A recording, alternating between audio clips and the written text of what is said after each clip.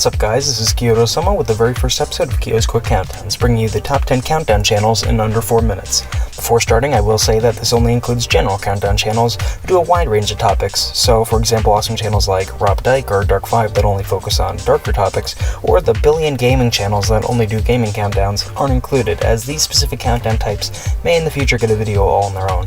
So without further ado, let's begin. 3, 2, 1, go! Number 10, Countdown Central. This channel is by far the smallest on the list, but is growing at a very fast rate and seems to have the support of all the bigger countdown channels right behind it. The lists have good voice work and personality, and the channel has a nice range of fascinating countdowns. As said, it is much smaller than the other channels on this list, but it gets on this list because it truly is promised. Number 9, The Richest. It has over 1 million subscribers, and so do the rest of the channels on this countdown, but has a nice small feel to it. The one guy doing the videos feels really down to earth and is like any other small YouTuber. Lots of cool different videos and interesting things to be said. Number 8. List 25. Whoa, 25 items on every list? Yep, these lists are large, which is very rare. They also often get into really unique topics no one else has done yet. The voice work on these countdowns is bright and colorful and full of personality, just super fun to watch. Number 7. Top Media. Top Media is just really good at picking great topics. Some of the coolest countdown videos I've seen without a doubt have come from this channel. They pick really good topics, and like all the other big countdown channels, the voice work is very solid. Just a solid channel. Number 6, Top 10 Memes. Okay, so I heavily debated putting this one in since it's technically always 10 facts, but they do a whole wide range of topics just as well as any other countdown on this list, so I decided to nudge them in. Whether it be from Microsoft to Spider-Man, they always have really cool and relatable topics. Would have been higher if it wasn't for the not quite as generalness. Always really cool and relatable stuff to watch, and they dig deep. There will usually always be something you didn't know about their topic. Also, bonus points for having the best thumbnails by far of any channel on this list. Except number 1. Number 5, Top Trending. I don't know what to say besides it's a really solid countdown channel. Everything is well done, video production, voice work topics, all that. Good channel. Number 4, All Time 10s. These guys are huge, and same as with Top Trending, they're just a very solid all-around channel. They were, I think, at one point the best top 10 channel for sure, but used to not have any voiceovers on their videos, which I actually really hated because you couldn't multitask while having them on. But since then, they've added a voiceover, and, I mean, look at these guys, they're giant, they're great. Number 3, Danger Dawn. This guy is awesome. His content is full of personality. Everything I said about the earlier videos goes double for this guy. He also isn't limited to a certain number. Sometimes it's small, sometimes it's massive, sometimes countdowns are detailed, sometimes they're not. A wide range of fascinating topics, and all his videos are top-notch. You just have to check them out to see what I'm talking about. Number 2, Watch Mojo. These guys are actually my favorite channel on YouTube. No one even comes close to how much Watch Mojo dominates the countdown market on YouTube. With almost 10 million subscribers, they are one of the top 40 biggest channels on YouTube. They crank out top quality countdowns, and really just anything you can think of, they've done it. They post at least 5 videos a day, which is a lot, and recently they added a few other new countdown series. Like, it gets hard to keep up with all these videos these guys are posting, but you have to watch them all because they're all awesome. Really, check this behemoth out. They're truly awesome. Before number 1, all honorable mentions go to the awesome countdown channels that focus on specific topics that we couldn't include on this list, and all the general countdown channels that are underappreciated. Some hidden gems I found throughout my time on YouTube among the general countdown channels are Top 5s, Top 10s with a Z, Top 10 Archive, Slapped Ham, and Elite Facts. Go check them out and show them some love. Now without further ado, number 1. Here's Quick Countdowns. Oh no! Are we biased? Sure. Are we saying this despite not even being comparable to the other channels on this list? Sure. Could you just pretend that we didn't say our channel was number 1 and just pull all the other channels up one rank? You probably should. But this is our list, and we want you to know that Kyo's Quick Countdowns is going to be awesome. Unlike any other countdown channel, we plan on having tons of guests host the show, and every time you're going to get an informative countdown that's a race against time and has a comedic emphasis. Our series will be unique, which is hard to do when it comes to countdowns. I can't wait to see where our journey takes us in the future, guys, and I hope you'll stick with us the whole time. Okay guys, we made it.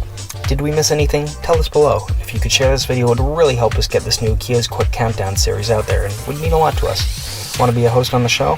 Follow the link below in the description to the site I use for setting up collaborations, then just go to the Collaborations tab and you'll find me there. Thanks for watching, and I hope you have a nice day. And that's about it, guys. If you haven't already, subscribe for all sorts of awesome content being uploaded daily. Follow me on social media for even more cool stuff, plus updates, and if you leave a comment below, I'll try to respond to as many as I can, as always. Please like and share this video as it helps me out a ton, and if you want to, you can even donate on Patreon. Any amount is greatly appreciated and goes exclusively towards improving the quality of these videos, plus, supporters get access to many benefits. Once again, guys, thank you so much for watching. Catch you later.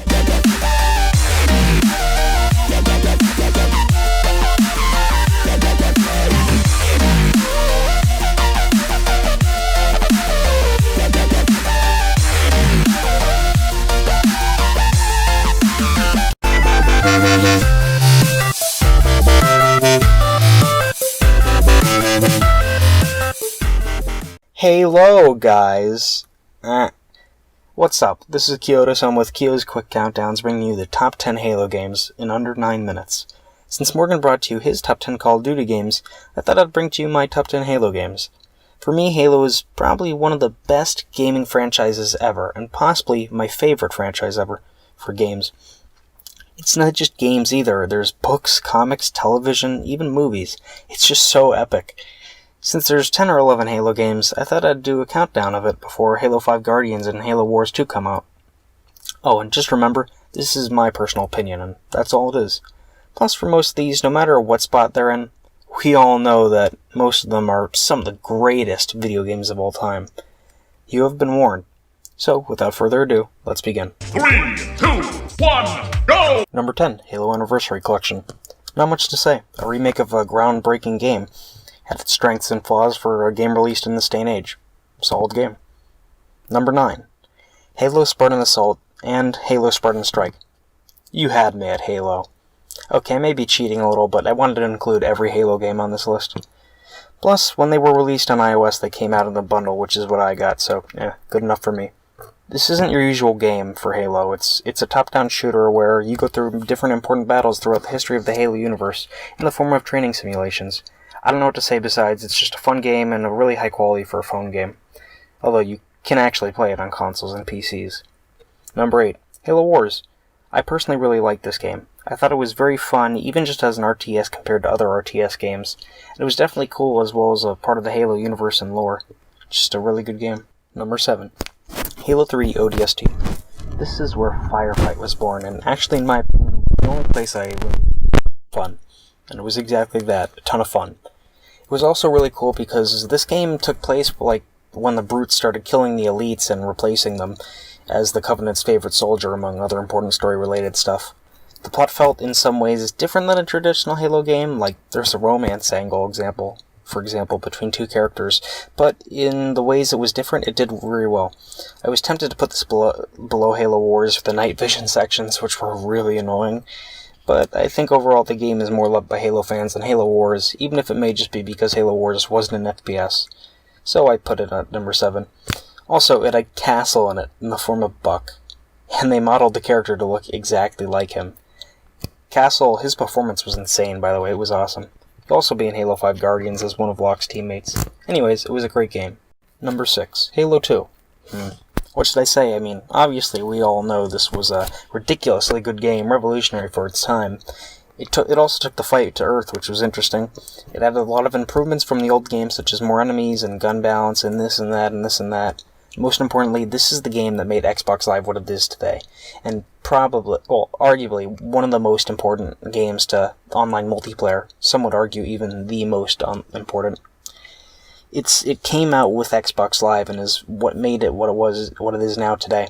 It's very possibly the reason why, excluding PCs, or maybe even including them, that the best online multiplayer experience you can get is on the Xbox. It did so many things right. Good game, good game. Number 5, Halo the Master Chief Collection. I was going to put this at number 1, but who are we kidding? It's not. But, I mean, come on, you get to play through Halo 1 through 4. All of them with improved graphics, and this game also had the best 4 modes by a significant margin. Multiplayer had massive issues at launch, though, but, I mean, it slowly was fixed over time. Number 4, Halo 4. At number 4, we have Halo 4. We all thought the Halo series was over after Halo 3, but then after many years they actually announced Halo 4, and the game was amazing. It improved literally everything by large leaps and bounds. It delivered an awesome story that especially did a good job of focusing on Master Chief and Cortana and setting up a massive future for the plot. It did so well that Microsoft originally planned on doing only 3 games, like another trilogy. Then they decided they'd do way more than that because it did really well. The gameplay was improved in so many ways, especially as a competitive game. This is by far the best, like, for Halo. Nothing else comes close. They made Flood Mode, which is really cool, much cooler than Infected, although I wish they kept Infected too, since it was important to custom games. Forge got a whole lot better, and just the game was so well executed. I could say how good it was for like a whole hour, but then again, this is a quick countdown. And the same goes for the next one. Number 3, Halo. The game that has contributed the most to making the FPS genre what it is today. Just a landmark in history. It by far had the most advanced AI of any game at the time.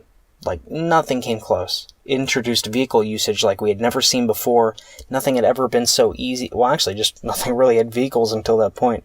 And they were so easy to control. I mean, the vehicles were better done in that game than a lot of games made now. A video game had never seen a plot so insane at that point in time. It had some of the most universally praised music in video game history, with a full orchestra doing it. Even by today, it's some of the best music. The legendary mode was one of the most challenging. It made the game one of the most challenging games ever developed, but purposely in an elegant way, not by bad design or just the simple raising of enemy stats. As said, that's part of the AI thing. The graphics were breathtaking. Stepping out of the crashed ship to see the ring, people didn't know games could look that good. Intuitive controls, meleeing, not having to scroll through 16 weapons, a billion weapons to get to the one you want. The flood featured in the game was horrifying and brilliant in the utmost uniqueness in design. GoldenEye may have been the first game with local split screen, but that was actually thrown in the game at the very last second, like, no joke, look it up. Halo did it also offering tons of custom options and had introduced LAN parties, which in a way, unless you argue Halo 2 started it with Xbox Live, was the birth of professional competitive gaming. Number 2, Halo Reach. It was a tough choice between this and the number 1 pick, but the vast majority of Halo fans would either pick this one or what I put in number 1. I think more people would pick Halo Reach, but since it's my favorites for the list, this was barely nudged out into number 2. But anyway, it made leaps and bounds in improving gameplay and multiplayer from the last one. The customization was mind-blowing, and I wish they kept it in Halo 4, really, and I hope they have something like it in Halo 5. And what was awesome was that customization carried over the campaign. And you didn't play as Master Chief, but you played as yourself. You were the main character of the game with your armor and everything custom. You were put in the game, which was awesome. With your team of colorful Spartans you got to know. And then got to not know. Spoilers. The plot would be argued by many as the best one in the Halo series. I would be okay with that being a statement. This game is the prequel to the first one, and at the end, you save Dr. Halsey, you save the ship that Master Chief was frozen in stasis on, and you deliver Cortana to the UNSC. You are the reason the human race still exists, and your efforts won the Human Covenant War. Oh, and somehow Bungie made the best part of Halo 3, custom games, even better. I would say the best custom games of any Halo game for most people was this game. Also, this one had the competitive multiplayer I was the most skilled at due to its design, with sticky grenades and meleeing. I'm going to brag here and say, unlike other Halo games, I probably put myself in like the top 0.1 or 0.01% of players here due to how easy it was to stick people and being able to do the cancerous move of armor locking and meleeing someone. Fun fact, according to Bungie's stats, the number of kills I have from sticky grenades and meleeing in this game was more than the combined total of every other weapon and vehicle I had used. I don't know if that's good or bad. It was just so much awesome, this game, and so much more I want to say, just like with Halo, but alas, I can't. It's a quick countdown. Halo 3. I'll keep it short and sweet for this last one, since I'm running out of time, I think. Campaign, out of this world. Multiplayer, out of this world. And the reason it nudged out Halo Reach was because I might have spent more hours in this game than any other video game. Because I always played it with my cousins. It was a family thing. It's like the game we bonded over for almost 2 decades. And even though me, my sister, and my cousins hardly play any video games anymore, we still play it every summer to this day. We are so tight, and a lot of it is because of that game. It has a personal thing with me. With at least 100 top-notch custom games we'd play and laugh over and have a good time over, it was a blast. Bungie made just the best move by coming up with Forge, which was revolutionary, by the way. Something of the likes no one had ever seen before. If you're playing a modded custom game mode on some Steam game or something, there's a fairly high possibility it was originally conceived in Halo 3. So many ideas for game types came out of that. So many actual video games, like whole video games came out of that, the ideas from that. Anyway, Halo 3 was just a big part of my life, actually. More than any other video game I've ever played. I had to put it at number 1 because of that. Thank you, Bungie, for being a part of gaming history, and mine.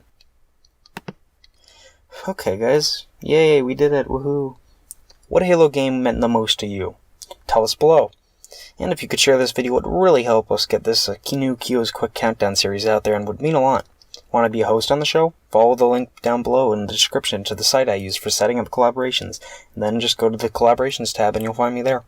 Thanks for watching, and I hope you have a nice day. Catch you later. And that's about it, guys. If you haven't already, subscribe for all sorts of awesome content being uploaded daily. Follow me on social media for even more cool stuff, plus updates, and if you leave a comment below, I'll try to respond to as many as I can, as always. Please like and share this video as it helps me out a ton, and if you want to, you can even donate on Patreon. Any amount is greatly appreciated and goes exclusively towards improving the quality of these videos, plus, supporters get access to many benefits. Once again, guys, thank you so much for watching. Catch you later.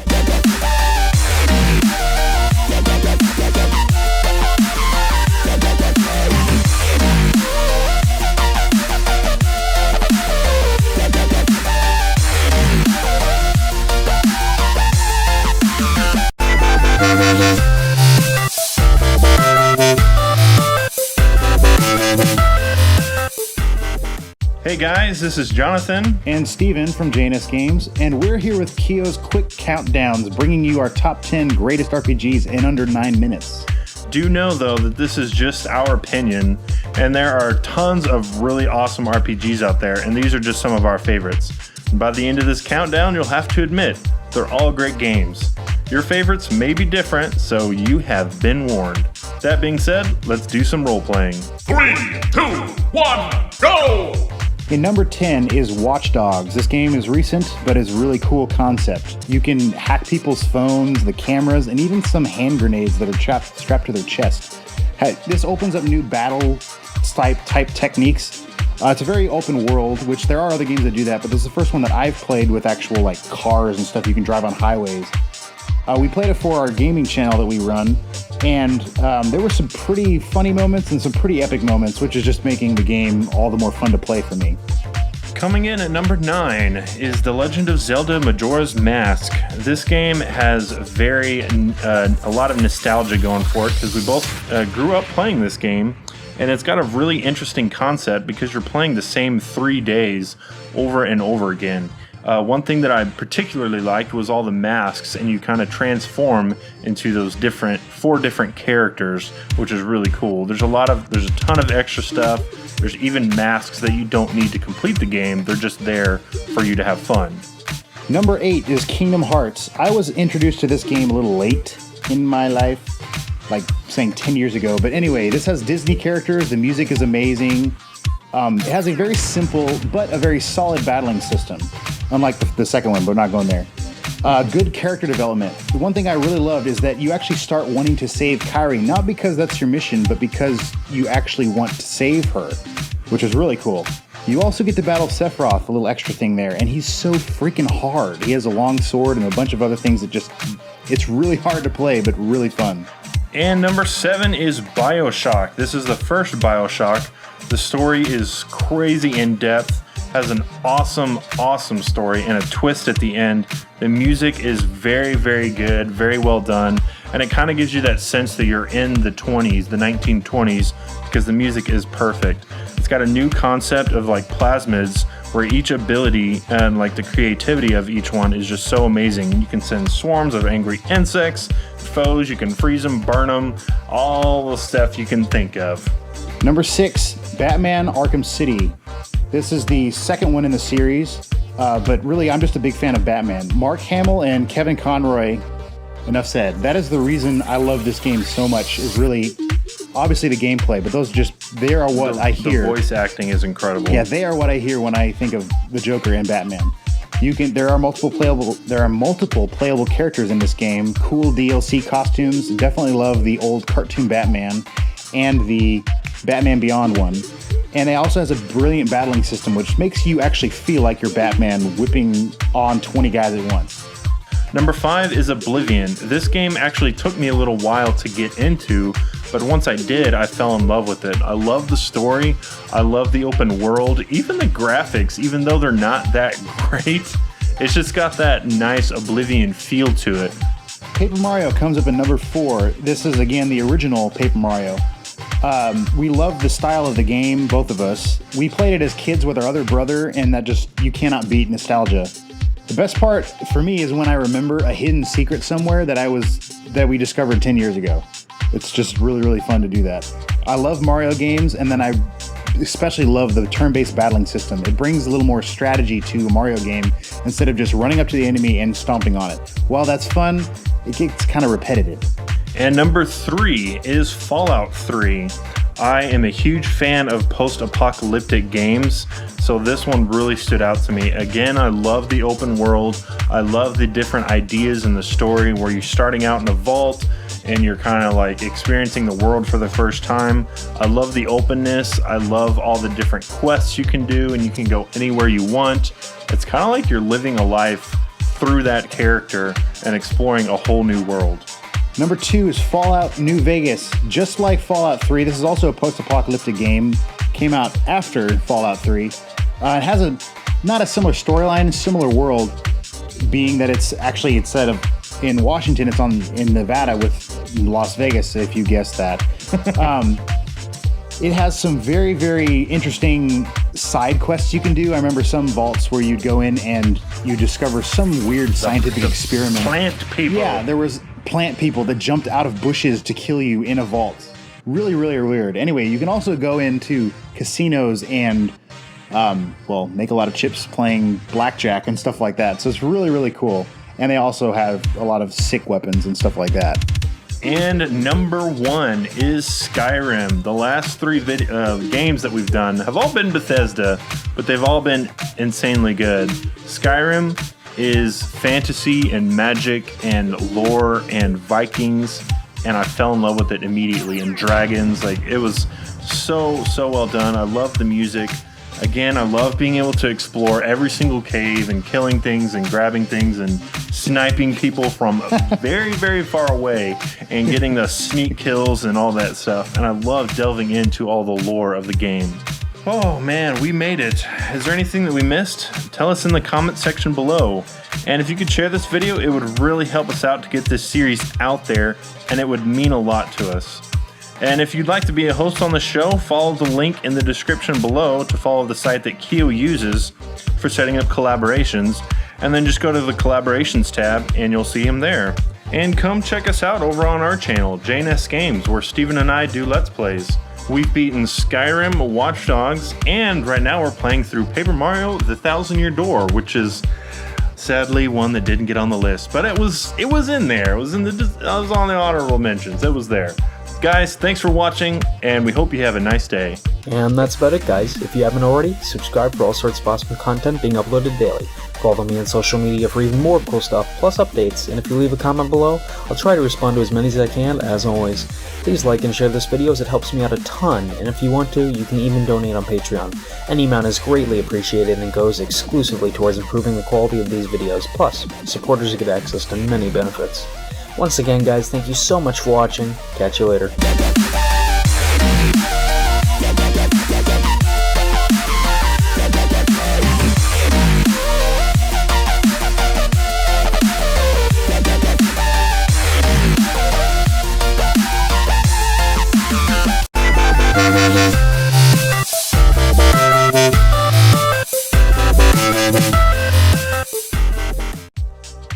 Hey, what's up guys? This is Gabriel from Gabriel Presents with Kyo's Quick Countdowns, bringing you the top 10 must-see places in Tokyo in under 5 minutes. This is my opinion based on my experiences in Tokyo. Yours may be different, you have been warned. Without further ado, let's do this. 3, 2, 1, go! In the beginning of April, this place is absolutely beautiful with the cherry blossoms blooming. Experiencing this breathtaking sight makes Shinjuku Gyoen National Garden my number 10 pick for places to visit while in Tokyo. At times, the garden even goes as far as the eye can see, creating new experiences around every corner. Number 9. Don Quijote. This is one of my favorite stores in Tokyo. This is your one-stop shop for anything and everything, from your typical groceries to your favorite electronics. This place has everything. Number 8. Hama Sushi. I could not go a week without stopping in at Hama Sushi at least once. It's my favorite place for devouring as much sushi as you wish at the perfect price. Sushi is known for being ridiculously expensive sometimes, but here, all the plates start at about 75 cents on the weekdays and about 85 cents on the weekends. You can walk out completely stuffed and still only have spent less than 12 bucks. Number 7. Robot Restaurant. Located in the heart of Shinjuku, Get ready for the craziest dinner show you will ever experience. There's no other way to describe this show other than a crazy wave of bizarre Japanese cultural confusion. Number 6. Akihabara. You may have heard of this place as it's extremely famous for being one of the best places to shop in the world. If your interests lean towards anime or electronics, you cannot leave Tokyo without spending some time in Akihabara. Your jaw will drop with the vast selections of merchandise, and it will drop even lower when you see the prices. Number 5. Any Onsen. Okay, this one's cheating a bit, but really, just visit any onsen. It's also known as Japanese hot springs. This one is one of the easiest Japanese traditions to get into. If you need time to recharge or relax, walk into any onsen in Japan. Number 4. Asakusa. From the activities like visiting the Sensoji Temple and reading your fortune or tasting food from some of the most delicious Japanese street vendors around, Asakusa will leave you mesmerized from the moment you walk up to the giant red gates. Number 3. The Tokyo Skytree.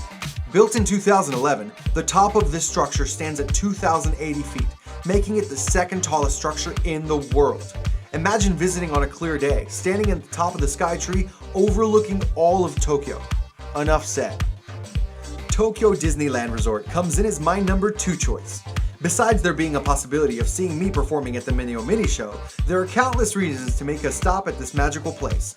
From the incredible sights at Tokyo Disney Sea to the unmatched magical experiences that can only be had around the Cinderella Castle. It's amazing, and if you time your vacation just right, you can even get a picture of the castle covered in a beautiful powdery blanket of snow. This is an experience that you can't just get at any Disney park. Okay, we are finally down to my number 1 pick of places to visit while in the Tokyo area. What do you think of when you think Japan? The delicious food, the brilliant entertainment, the outstanding technology, the beautiful sights, the culture? We've covered all of that. You know what I think of? Karaoke. Trust me, you cannot leave Tokyo or even Japan itself without enjoying this incredible Japanese tradition. Whether you have an explosive personality or you're more of a quiet person, whether it's just a couple of friends or a huge party, it's an absolute blast for you to experience. Anyone who's been through the experience will back me up. It's just immense fun. It's huge in Japan. There's karaoke around every corner. With hundreds of possibilities, even thousands of songs to choose from, not only from Japan but many other countries, the sky is the limit. Not to mention varying from place to place, all sorts of food and drinks for you to keep going all night long. It's really just a great time and you don't want to miss it. Okay, we made it, guys. This was my top 10 must-see places in Tokyo. Did we miss anything? Tell us below. And if you could share this video, it would really help us get this series out there and it would mean a lot to us. Want to be a host on the show? Follow the link below in the description to the site Kyo uses for setting up collaborations. Then just go to the collaborations tab and you'll see him there. Also, come check me out over at my channel, Gabriel Presents. This brand new channel of mine is growing quickly.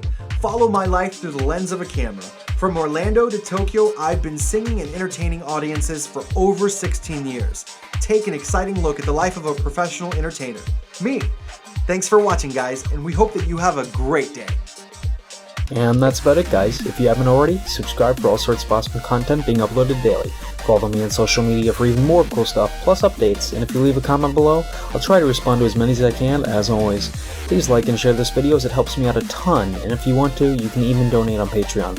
Any amount is greatly appreciated and goes exclusively towards improving the quality of these videos, plus, supporters get access to many benefits. Once again, guys, thank you so much for watching. Catch you later.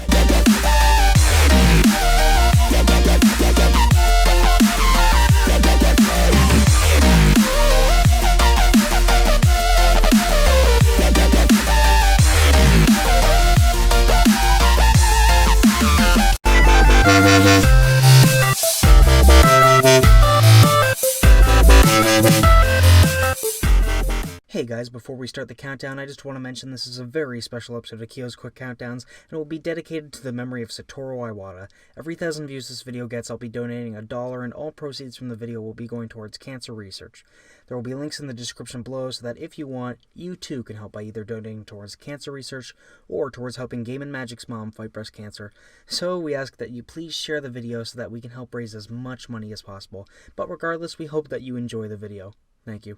What's up, guys? This is Thomas from Game and Magic, and I'm here with Hero Quick Countdown, bringing you the top 10 Nintendo news of 2015 in under 7 minutes. It was a pretty crazy year, and we're going to break it down right here and right now. Just keep in mind, guys, this is just my opinion. If you have any of your own opinion, please leave it down in the comment down below. And without further ado, let's begin in 3, 2, 1. 3, 2, 1, go! Number 10, YouTube Nintendo news. Before we move on to the cool stuff that happened down this year, let's quickly knock this one out of the way. Right now, in order to play Nintendo games on YouTube and monetize these videos, you have to be a part of Nintendo Creator Program.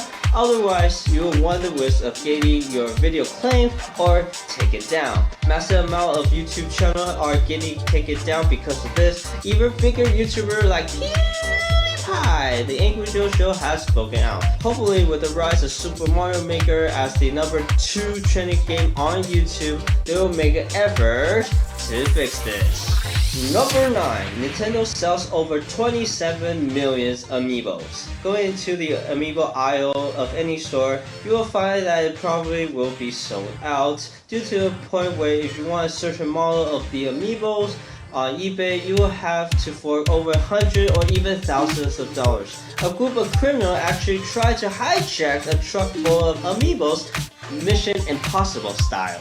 Around the world, people of all ages are interested trying to get their hands on these. Nintendo just can't make enough of them, huh? Number 8.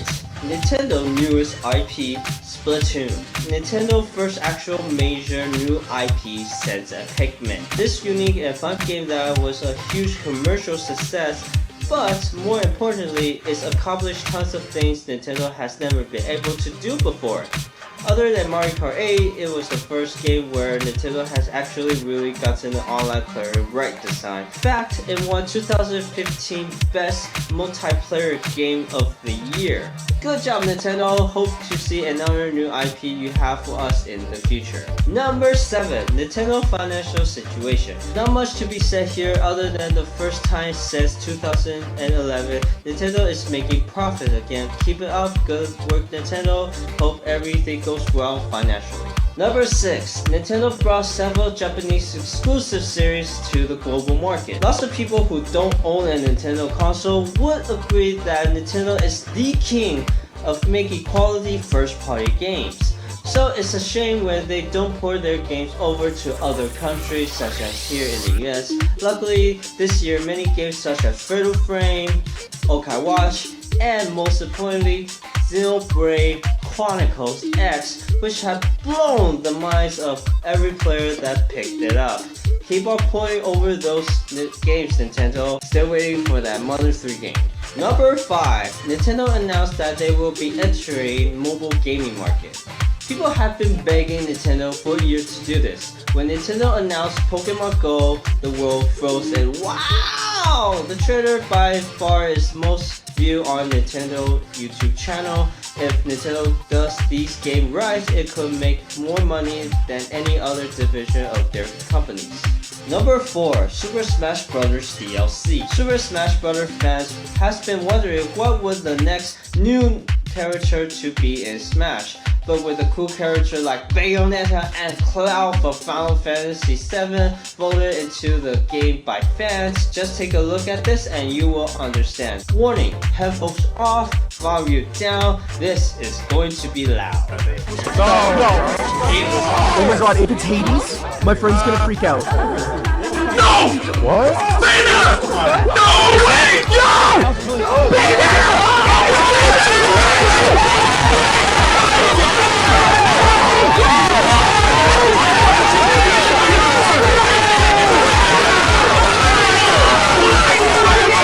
Number 3, it's been a good year for Nintendo games. And that's what it's all about, right?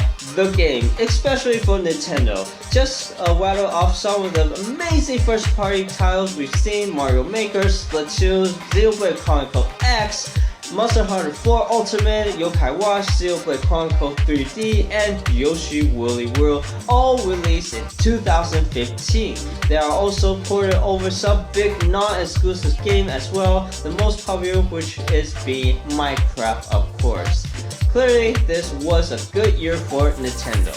Number 2, the Nintendo NX rumor.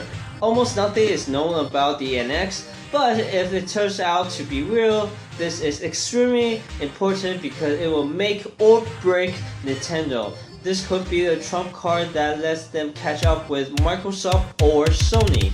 Or it could be the failure that puts the company out of the console business and exclusively into the gaming market business, like with what happened with Sega. Rumors and evidence shows it could be a console more powerful and technologically advanced than both the PS4 and the Xbox One, but only time will tell. Number 1. The sudden passing of Satoru Iwata. Let's take a moment to honor one of the most influential persons in the history of gaming. A man who was smiling and spreading joy up until the very end. He is the creator of both Wii and DS, two revolutionary devices that changed gaming forever. The company that saved the gaming industry from the crash of 1983, something that could have caused the gaming industry to be only a fraction of what it is now. The gaming industry lost a legend, but his memory and history will live on with the rest of us as long as video games exist. Woo! Remember guys, this is my top 10 Nintendo news of 2015. Did we miss anything? Leave a comment down below. If you could share this video, it will help us a lot get this series spread out. Just hit that share button and it will mean so much to us. While I host this video, make sure to contact Kyo in the description box below. He will be happy to collab with you. And also follow him on social media, also in the description box below. Also, comment, check me out on my channel, Game and Magic, where I do gaming, let's plays, magic. Also, I'm doing a giveaway on my channel. If you want a chance to win a PS4, Xbox One, or Wii U, make sure to check that out. Also, right now, thousands of people are helping my mother in her fight against breast cancer. Like so many others, doing good work, so if you want to help her out and other people like her, every little bit counts and help her live to fight another day. Once again, there will be a link in the description down below. Thank you so much for watching. Hope you guys have a great day. See ya. Bye-bye. And that's about it, guys. If you haven't already, subscribe for all sorts of awesome content being uploaded daily. Follow me on social media for even more cool stuff, plus updates, and if you leave a comment below, I'll try to respond to as many as I can, as always. Please like and share this video as it helps me out a ton, and if you want to, you can even donate on Patreon. Any amount is greatly appreciated and goes exclusively towards improving the quality of these videos, plus, supporters get access to many benefits. Once again, guys, thank you so much for watching. Catch you later.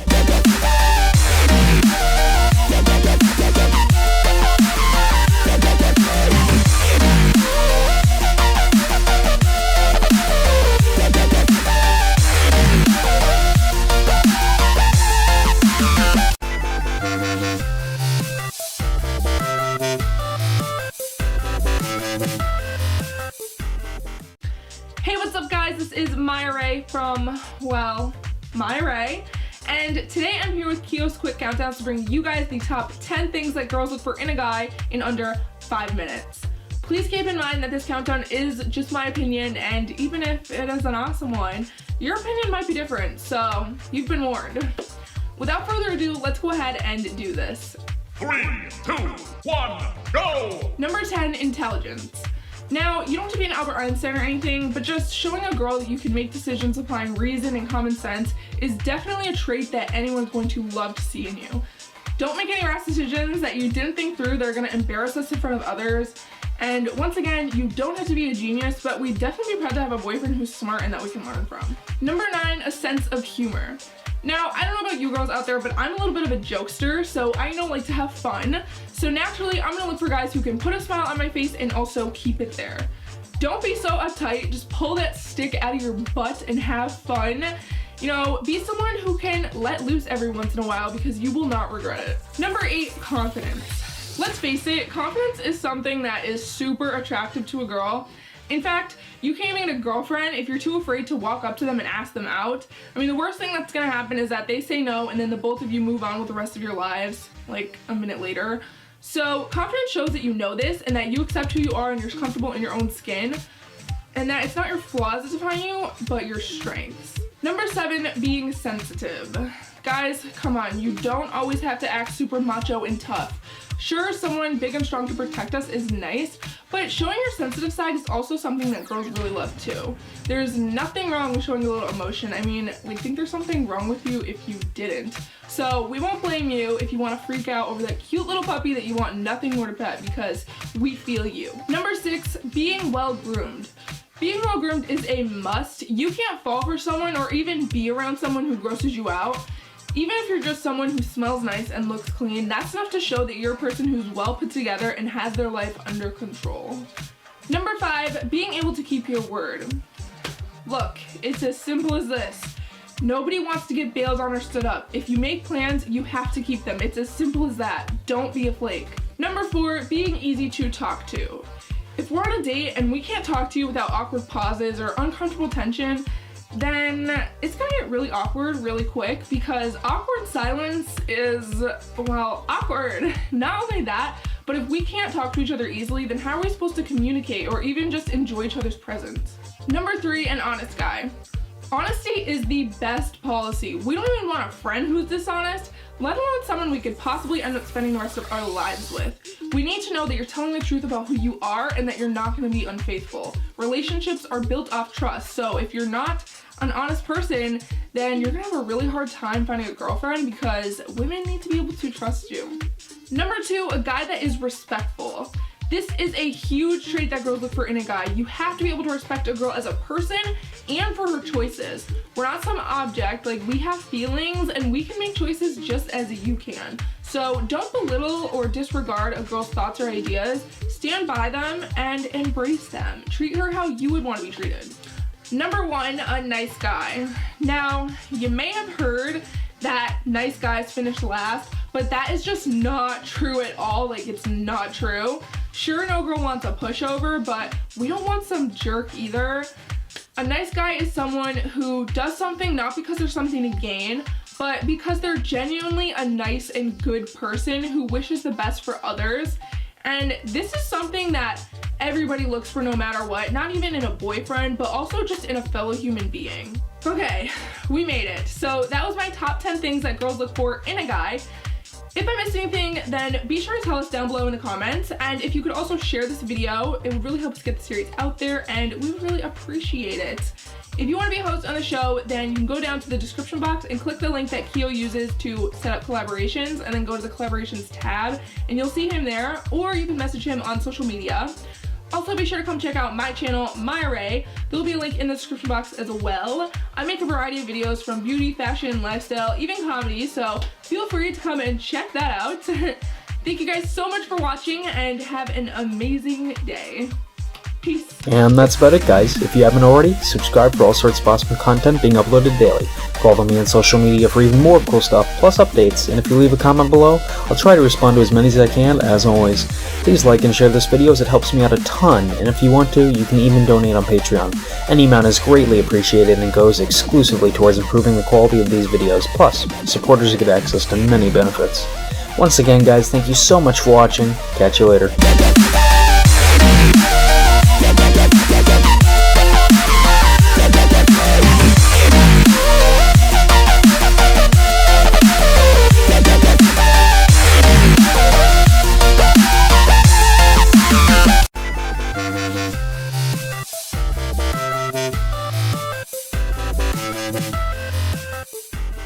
Hey, what's up guys, this is Kyoto, someone with Kyo's Quick Countdowns. No guest this episode, but there will be in at least the next few episodes after this one, so don't worry. But since I think the guest is what makes this show great, I'll try to keep this as quick as possible since it's me. But anyway, I present to you my top 10 YouTube creators I follow in under 5 minutes. There are some channels that have made many of my favorite videos, such as Corridor Digital or Rocket Jump, who I love, but the channels on this list are the channels that release a constant stream of content to watch daily or a little more than weekly. There are at least a couple hundred creators I love, but alas, I can only put 10. This is just my favorites, but there are countless channels out there, so you may have a different opinion. You have been warned. Without further ado, let's do this. 3, 2, 1, go! Number 10, Ziobo. To be honest, this is the one creator on here where I actually don't really watch his content anymore, but I did back when he had less than 1,000 subscribers, all the way to when he had about 50,000. In 2015, his channel has actually grown from like 5,000 subscribers to about 140,000. Very impressive. I watched him when I was trying to get the hang of the ropes of YouTube myself, and some other things necessary to YouTube. There are some things I don't like with the direction he took his channel, but overall, I think his heart is in the right place, and what he's doing is helping so many other YouTubers, and is partially what inspired me to do my 3 shows focused on helping YouTubers. He's just really cool, and really just what he does is amazing. By the way, check out Video Creators too. He's just as helpful when it comes to learning how to do YouTube and all that stuff. Number 9, Drama Alert.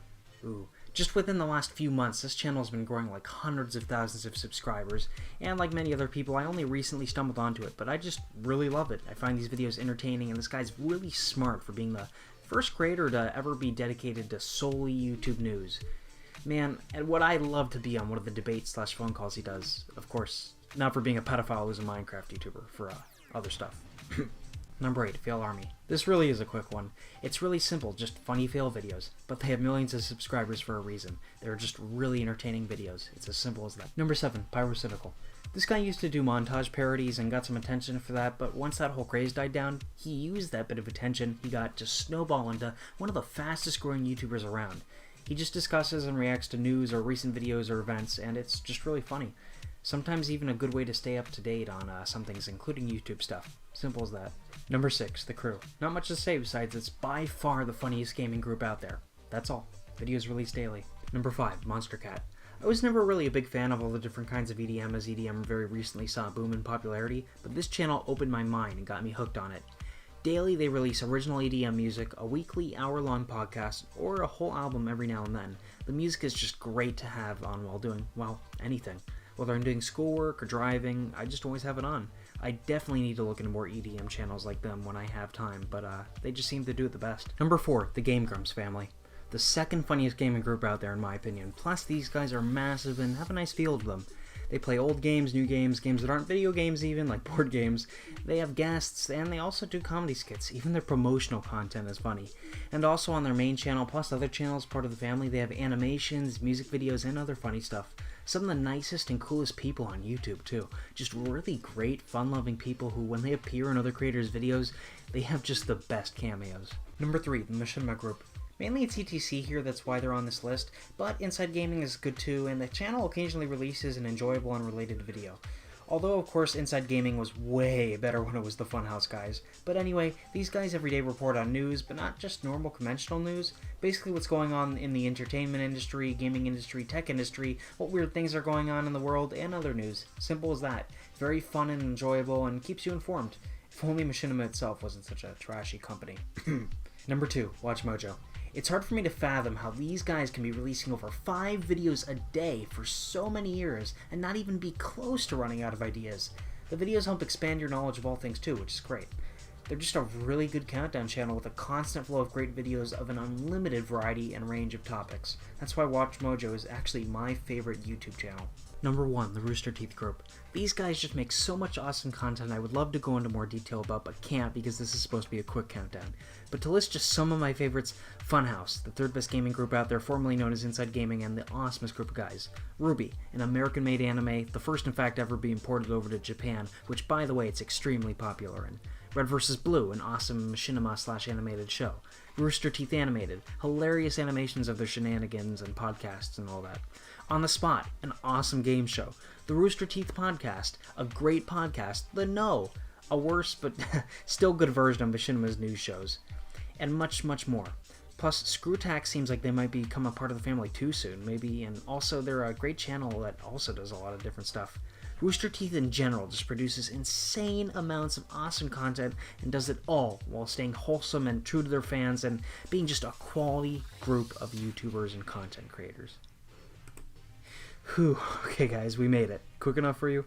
That was the top 10 YouTube creators I follow. Thoughts? Comment below. And if you could share these videos, it would really help us get this series out there and would mean a lot to us. Want to be a host on the show? Follow the link down in the description below to the site I use for setting up collaborations. Then just go to the collaborations tab and you'll see me there. Or you could just message me. Either or.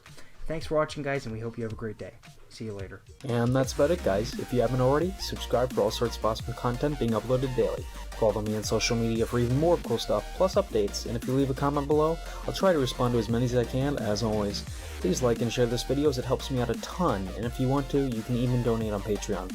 Any amount is greatly appreciated and goes exclusively towards improving the quality of these videos, plus, supporters get access to many benefits. Once again, guys, thank you so much for watching. Catch you later.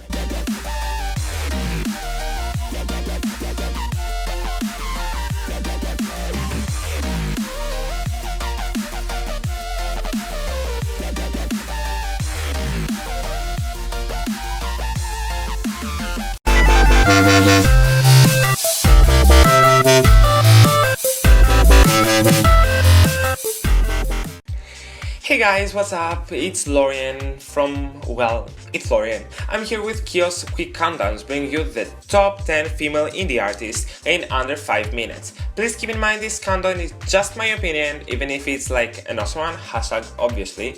Your opinion may be different, so you have been warned. Without further ado, let's do this. 3, 2, 1, go! Number 10. Marina and the Diamonds. This singer's real name is Marina Lamini Diamandidis, and despite her Greek origins, she actually grew up in Bryn Mawr Hills. She's a totally amazing Guinean singer-songwriter, and proves that with her amazing songs, one of them being Prima Donna. Fun fact, the and the diamonds in her name is actually not the name of her backing band, but the name referring to her fans.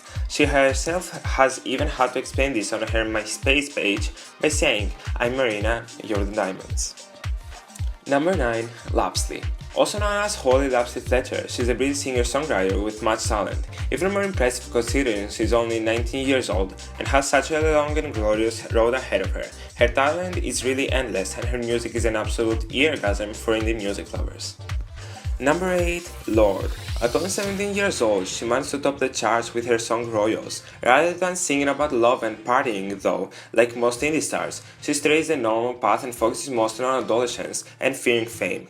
She's now 19 and has no plans to stop impressing with her amazing music. Number 7. Ali X. Also known as Alexandra Ashley Hughes, she's an indie singer based in Canada. Ali is mysterious and discreet yet intriguing and fascinating. This self-described 20-something tiptoes around revealing too much, keeping personal details on her life hidden. She's seriously one of the most underrated artists out there. She emerged out of nowhere 2 years ago with her hit song Catch, an incredibly catchy tune Katy Perry declared a summer jam when she shared the song with her 51.5 million followers on Twitter.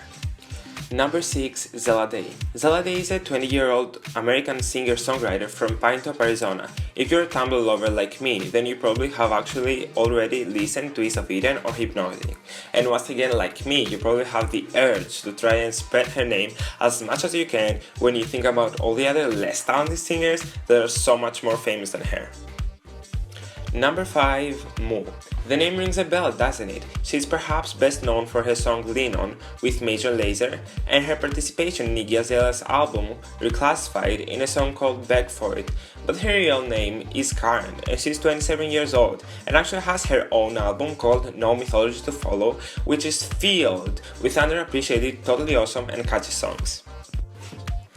Number 4. Banks. Jillian Banks, known just by her last name, is a Californian-based vocalist and songwriter. She released her debut album, Goddess, in 2014 and was nominated for the BBC's Sound of 2014 honor and also for MTV's Brand New Award. Since then, she has released a great song called Better, and we are anxiously waiting for her new album, which she continues to tease us with on her Instagram account. Fun fact, as we speak, she's the opening act for The Weeknd's tour, just as she was on 2013. Number 3. Melanie Martinez. Melanie Adele Martinez is a talented young alternative singer, songwriter who got her start on The Voice. You may recognize Melanie's single Carousel as it was used for the highly viewed American Horror Story Freak Show commercial. She released an album called Dollhouse, which includes songs of childlike concept. She's also been known to stand out for her crazy, amazing, colored hairstyles and makeup looks. Number 2. Halsey. The stage name is actually an anagram of the first name of this New Jersey native. Her real name is Ashley Frangipani. It's also a reference to the Halsey Street subway stop and street in Brooklyn where she used to live. With over 14,000 friends on MySpace, as a twin, she began posting covers of songs on YouTube. In 2012, she posted the Halo song, a parody on her YouTube channel of Taylor Swift's hit song I Knew You Were Trouble, which created a controversy over the nature of the lyrics.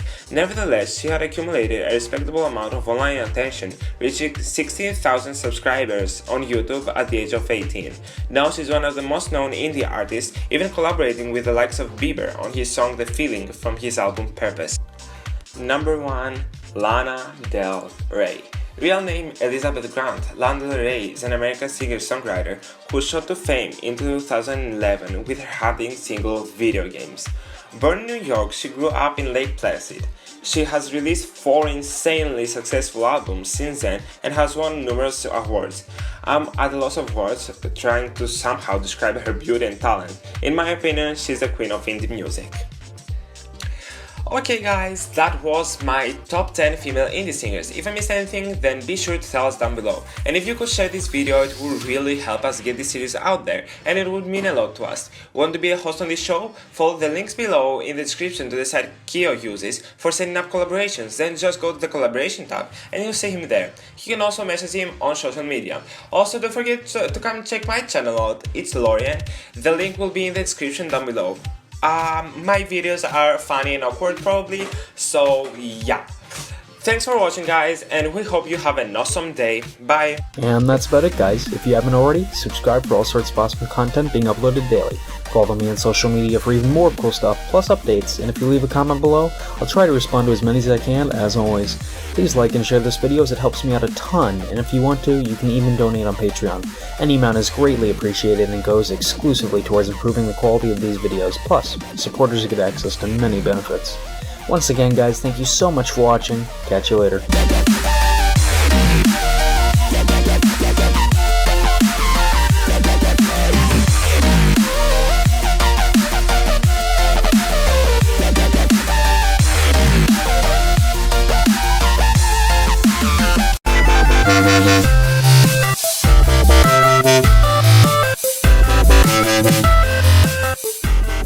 What's up guys, it's Jake from, well, Jake Hammond, and I'm here on Kaio's Quick Countdowns bringing you the top 10 games with wasted potential in under 10 minutes. Please keep in mind that this countdown is just my opinion, even if it's an awesome opinion. Your opinion may be different, so you have been warned, but without further ado, let's get into this. 3, 2, 1, go! Number 10, Liar. We could have had glorious battles riding on dragons. Enough said. Number 9, Duke Nukem Forever. The Duke Nukem games were famous for a reason, very good in their time, and with how far comedy and video game designs have progressed, this has a lot of potential. But as we know, over the 15-year development cycle ended any chances of it reaching its full potential. Number 8, Metroid Other M had potential to be a beautiful next-gen Metroid game with a deep plot, beautiful graphics and awesome gameplay, but disappointed Nintendo fans hard, simple and as that. Number 7, Steel Battalion Heavy Armor. Imagine a mech/10 game where you, rather than actually just pressing buttons, you pull the levers, open latches and other stuff like that. Well, they did that. It was called Steel Battalion. It was a legendary and total blast. Look at this controller technology. It's not up to par as yet, so the controls were broken as heck. Number 6, Star Wars Kinect. Another Kinect game? You know what's cooler than piloting giant mechanical flying machines? Being a fucking Jedi? Sadly, once again, the technology wasn't quite up to par, although at this time it was more of the developer's fault. Not much to say other than you could have been a Jedi, lightsaber duels and stuff like that. Oh well, at least it's just Dance Simulator was cool. Number 5, Spore. The level of creation and customization was so hyped with this game, and the idea of it was so perfect, and the game was actually really awesome. So was the customization, ignoring the countless penises, vaginas and booby monsters that people made. But the problem that they had with this game was that you just progress throughout the game really quick, like a bit too quick. That's what ruined it. It's not like a normal RPG, it's just too quick. Number 4, The Elder Scrolls Online. Skyrim from a technical aspect is literally one of the greatest games of all time, and many would agree the best role-playing game of all time. We all know how amazing it is, so imagine the version of the game where its expansive lands just filled with over players and too much could be added onto one constant due to an MMO format. Sadly, this game's like most MMOs, being ended up with such meh. Nothing special whatsoever. Oh well. Can't wait for the next Elder Scrolls game though. Coming in the next, decade? Number 3, Banjo-Kazooie Nuts and Bolts. Banjo-Kazooie is known for being one of the best platformer games, but sadly, Rare is like your girlfriend. They just stopped putting out, but what they finally did is nothing like you remembered it. But in all seriousness, they could have made it insane and with next generation experience, but they completely changed it into some like kart building game. Really? Number 2, Sonic 06. Hey guys, Kyo tagging in for the last 2 items. Jake's audio on my computer actually for some reason glitched out for number 2 and part of number 1, and I have to upload this in a few hours, so this is a little random, but I'll finish off the countdown. Anyway, as said, Sonic 06. Boy was this a piece of crap. This was supposed to be the edgy, epic, next-generation Sonic game that was supposed to revitalize the franchise. A 3D Sonic game with beautiful next-gen graphics that had potential to be one of the greatest games of all time. Alas, we got the rush-to-market piece of crap that was Sonic 06. The characters were there, the plot, the groundwork, the gameplay. There was potential, but it was squandered. Trust me, you really have to play Sonic 06 to see how big of a glitchy disappointment it was. And before number 1, 2 honorable mentions go to Destiny and Final Fantasy XIV, because while at launch they were disappointing and seemed to waste potential to be some of the greatest games of all time, they both fixed almost everything with updates later on and became absolutely stellar games. There were of course many other games that could have been on this list, but we kept it to 10 spots. Hey, maybe there can be a part 2 in the future? Anyway. Number 1, Pokemon Battle Revolution. Pokemon is one of the most famous and beloved franchises of all time. We all know the classic formula, but what if suddenly you were thrown into a beautiful 3D world on a console rather than a 2D world on a handheld, where all the Pokemon battles are epic and amazing to watch? What if you could deeply customize your trainer and explore a world filled with other real players? Nintendo apparently hates making money though, but hey, maybe if we were lucky enough, Pokemon Go can fulfill this fantasy of ours. Back to you, Jake. Wow, we actually made it. So this is just the top 10 games with wasted potential. If I missed anything, be sure to tell us below. And if you could share this video, it would really help us get this series out there. It would mean a lot to us. If you want to be a host on the show, just follow the link below in the description to see the site of Kyo users for setting up collaboration. And just go to the collaborations tab and you'll see him there. You can also message him on social media. Also, come and check me out over on my channel, Jake Hammond. There's a link below as well in the description. Basically on my channel I make daily gaming videos or like real life videos, so like challenges, Q&As and stuff like that. So make sure you come over and subscribe and thumbs up and stuff. So yeah, thank you for watching and we hope you have an awesome day. See ya later. And that's about it, guys. If you haven't already, subscribe for all sorts of awesome content being uploaded daily. Follow me on social media for even more cool stuff, plus updates, and if you leave a comment below, I'll try to respond to as many as I can, as always. Please like and share this video as it helps me out a ton, and if you want to, you can even donate on Patreon. Any amount is greatly appreciated and goes exclusively towards improving the quality of these videos, plus, supporters get access to many benefits. Once again, guys, thank you so much for watching. Catch you later.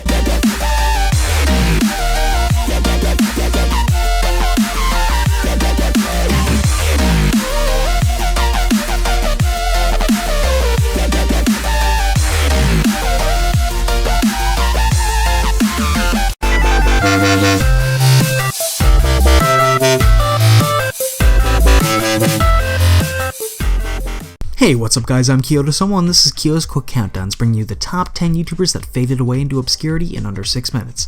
These are the classic big YouTubers from mostly the early days of YouTube who seem to have a long road ahead of them on the platform but either quit or couldn't keep up their momentum or maybe something else. No YouTubers who died though, because that will be an entirely separate video. Please keep in mind this countdown is just my opinion, even if it is an awesome one, and your opinion may be different, so you have been warned. But without further ado, let's do this. 3, 2, 1, go! Number 10, Miss Hannah Minx. She did like a Japanese Word of the Week video series, but mainly all her rise was just because she had a big pair of breasts that she would tout in every video and thumbnail. And keep in mind, this was back when on YouTube, boobs in the thumbnail could get you really far, like you don't even know. Like this is the reason YouTube created the like-dislike system. I'm not even joking, look it up. The biggest mystery on this list, she had 600,000 subscribers and one day just stopped uploading and no one knows why. It seems she maybe got married and had a family, but no one knows. And like all these people on this list, I just go, why would you leave your channel? Number 9, Dave Days. He has 1.6 million subscribers and just about all of them are inactive. He was really popular back in the early days of YouTube and made really funny music videos and videos about his obsession with Miley Cyrus and other comedy videos, but I don't really know, people just stopped watching. Just blame YouTube's algorithms. He doesn't upload often now, but hey, I think now he has a career as a minor musician. Number 8, Minnesota Burns. 2 million subscribers and one of the first people to be a Call of Duty prankster / troller. He simply burnt out though and got sick of making videos, so he quit. Now third parties upload to the channel and some videos don't even break 1,000 views. Number 7, Gudgeon Daniel. I've never seen his videos, but I looked into this for the list and it's the most unfortunate of the cases here and makes me really look down on a YouTuber I thought was cool. Daniel has 360,000 subscribers and he's a FIFA channel and was up and rising, but he basically offended KSI, who has 11 million subscribers and who helped his channel grow. So KSI sent an army of his subscribers to just totally wreck Daniel's channel with waves of dislikes and kill yourself type comments. Daniel just couldn't take the abuse anymore and quit. I thought KSI was chill. I mean, his videos are sometimes funny, but unless the rumor of Daniel banging his girlfriend was true, in which case feel free to do all this, KSI is just absolute human garbage. And when Daniel finally apologized to him, even though he wasn't really in the wrong, KSI just insulted him, making this the saddest case on the list, and KSI one of the scummiest people on YouTube. By the way, not that you'll ever see this or anything, but feel free to be a baby and send your army after me too. I'll just disable the ratings and I could really use the views. Number 6, Swift Karate Chop. Another YouTuber with 360,000 subscribers. He was rising, but now he only gets like 1,000 views per video. He had a bunch of videos in the Ask Swifty series with high view counts in like the millions back in the old days of YouTube, like 6 or 7 years ago when that was really impressive. But he stopped doing these comedic videos that made him famous and he started just doing reviews of stuff and no one wanted that. Number 5, Fail Blog. Another case of the not listening to your viewers. Basically, these guys were Fail Army, but they decided to stop doing fail compilations and did these, I don't know what, unfunny failcast videos. I don't even get them, but they wasted a channel with 1.4 million subscribers and haven't posted in over a year, so Number 4, Kev Jumba. He currently has 3 million subscribers and not much to say other than he was basically very similar to Niga Higa, who has 16 million subscribers right now and is one of the biggest YouTubers out there, and Kev Jumba probably could have been at that level, but he stopped uploading videos and no one really knows why. It seems the possible 2 reasons were 1, he went on to be in some really crappy show no one cared about, but 2, was he helped build a school in Kenya, and I think that's what he's doing now, running it or something. Although, man, if he kept at YouTube, he could have built like maybe tens of schools in impoverished countries. I don't know. He'll be missed. Number 3, Fred. The first YouTuber to hit 1 million subscribers and at one point the most subscribed YouTuber. His humor was childish, but I was a child at the time, so I loved it, like many. This guy ended up leaving YouTube because he got 3 movies and a show with Nickelodeon. Might I add, the first movie was great, and I recall the show was funny too. It even had John Cena in it. But after all that, Lucas just didn't come back to the Fred channel. He sold it and now it's a family channel that can barely get a few thousand views a video. The channel is at 2 million subscribers. But I will say Lucas created another channel that's basically a better and much funnier version of Tyler Oakley's whole gay vlogging personality thing with 1.6 million subscribers. I actually just subscribed to it while doing the research for the video because, well, it's a good channel. Number 2, Ray William Johnson. Unless you're really young, you should know this guy. He was the most famous guy on the internet. He had the most subscribed channel on YouTube for long periods of time. He basically would react to and make jokes about 3 viral videos a day on his show Equals 3, but Maker Studio screwed him over in a bunch of ways and he got bored with YouTube, so he went to be a Hollywood director, but didn't really have any success with that, so very recently he's drifted back towards YouTube. But in between that, his show switched hosts multiple times, eventually getting to this one lady everybody hated. All the videos were like half dislikes and views dropped to record lows, not even a fraction of what they used to be. As I was making this video though, I discovered the lady got replaced a few weeks ago and the channel changed to mostly skit content, and it's recovering. It's still one of the most subscribed to channels in the top 30, top 20 if you exclude music channels, because that's how popular it was back in the day. Everybody watched Equals 3. Number 1, X-Jaws. This guy done goofed. This guy has just 900,000 subscribers, but before he started to have issues like 3 years ago, this was a lot of freaking subscribers. This was when there was like no big gamers on YouTube. He was one of the premier Call of Duty gamers. It was actually a pretty different environment. But anyway, he's at number 1 because his fall was due to a breakdown. He blew all his money away Hollywood style, on a big house, cars, a woman, and drugs that just ruined his life. Now he's like broke or something working a minimum wage job. Probably blows dudes in the alley to make a quick buck. He actually very recently came back, or tried to, but nobody cared, and he was only getting like thousands of views a video. Okay, we made it. That was my top 10 YouTubers that faded away into obscurity. There were others I would have liked to include, but they didn't make it because they weren't large enough or because they had fairly successful comebacks. If we missed anybody, which I'm sure we did because there are a lot of YouTubers out there, then be sure to tell us below. Maybe there will be a part 2. And if you could share this video, it would really help us get the series off the ground and would mean a lot to us. Want to be a host on the show? Follow the link down in the description below to the site I use for setting up collaborations. Then just go to the collaborations tab and you'll see me there. You can also message me on social media too. Thanks for watching, guys, and we hope you have a spectacular day. And that's about it, guys. If you haven't already, subscribe for all sorts of awesome content being uploaded daily. Follow me on social media for even more cool stuff, plus updates, and if you leave a comment below, I'll try to respond to as many as I can, as always. Please like and share this video as it helps me out a ton, and if you want to, you can even donate on Patreon. Any amount is greatly appreciated and goes exclusively towards improving the quality of these videos, plus, supporters get access to many benefits. Once again, guys, thank you so much for watching. Catch you later.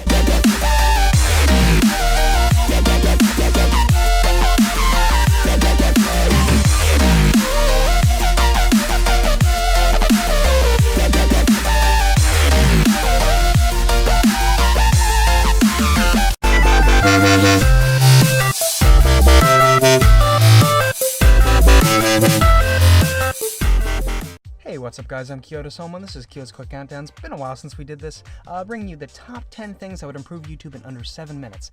I thought this would be rather fitting as a countdown, since considering all that's been going on recently with the platform, and since I've been gone from the platform for like a month due to, the medical hiatus and all that, and I wanted to show YouTube a little love. So please keep in mind this countdown is just my opinion, even if it is an awesome one, and your opinion may be different, so you have been warned. Without further ado, let's do this, baby. 3, 2, 1, go! Number 10, a bronze play button.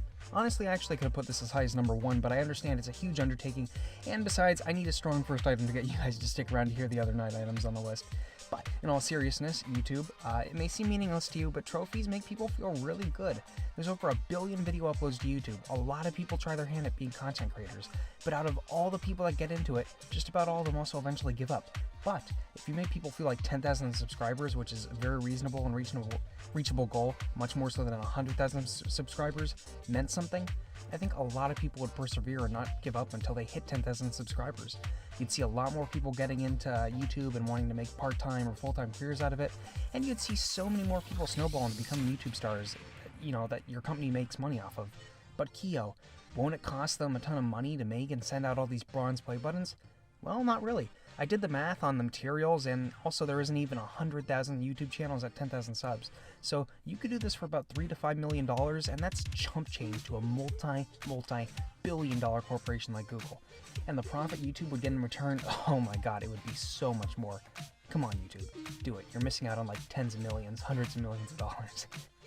Number 9, a better messaging system with notifications. Sure, it would be nice if we could message other YouTubers through YouTube.